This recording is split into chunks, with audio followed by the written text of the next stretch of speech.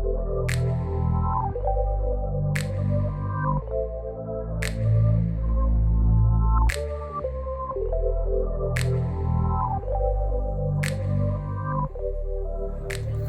everybody, it is good to be back with you today. So here we are back at the allotment in what looks like a bit of an empty bed. So last year, probably about this time, I ordered some ochre from Real Seeds.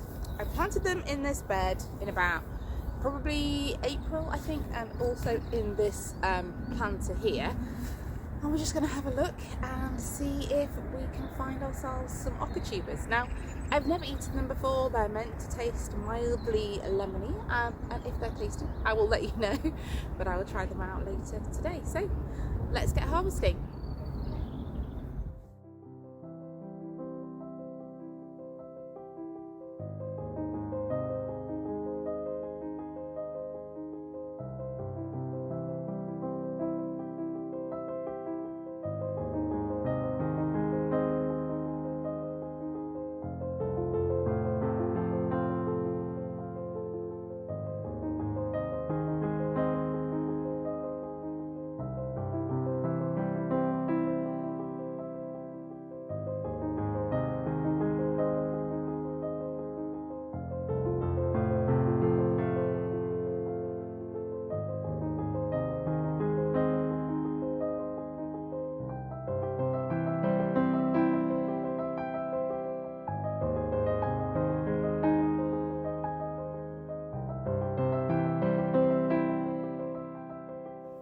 So I'm actually pretty happy with my harvest. I've got some orange ones and I've got these little pink and white ones. These were the ones that were in the planter, and to be honest, there were loads more of these that were like rotten and mushy.